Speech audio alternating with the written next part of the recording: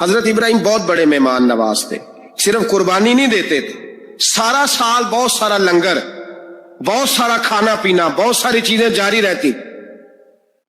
اور جتنے غریب لوگ تھے فلسطین کے، ان کو پتا تھا کہ حضرت ابراہیم علیہ السلام کا لنگر جاری ہے. فلسطین میں جب آپ کا قیام تھا، دو مہمان آ گئے اور کھانے کو کوئی چیز نہیں. حضرت سارہ اور جناب ہاجرہ دونوں اس وقت موجود تھیں. وہ کہنے لگی ابراہیم بہت سارے مہمان آ گئے تو کیا کریں؟ جناب سارہ کہنے لگی کس طرح کر کے ان کی مہمان نوازی کرنی. اور حالات یہ ہے کہ قحط پڑا ہوا ہے فلسطین میں، مصر میں، دور دراز علاقوں میں.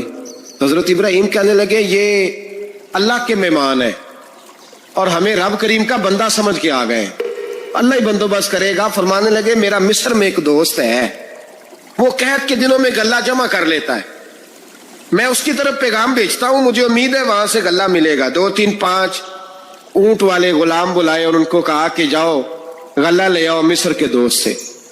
وہ لوگ کہتے ہم غلہ لینے گئے، وہاں جب پہنچے تو حضرت ابراہیم خلیل اللہ علیہ السلام کا پیغام دیا تو آپ کا وہ دوست کہنے لگا غلہ تو بے شمار تھا، مجھے خبر نہیں تھی کہ حضرت ابراہیم کا پیغام آئے گا، تو میں تو سارا تقسیم کر چکا ہوں.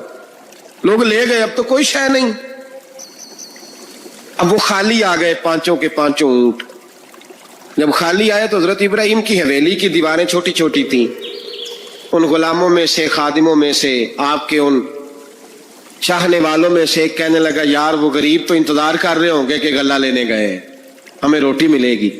چھوٹی چھوٹی دیواریں ہیں، وہ جب دیکھیں گے نا خالی آ گئے تو انہیں تکلیف ہوگی. اس طرح کرو بوریوں میں ریت بھر لیتے ہیں، ریت بھر کے لے جاتے ہیں، بعد میں اندر رکھ کے انہیں سمجھا بہلا لیں گے یا حضرت ابراہیم کو بتائیں گے، وہ خود ہی ان لوگوں کی دلجوئی فرمائیں گے.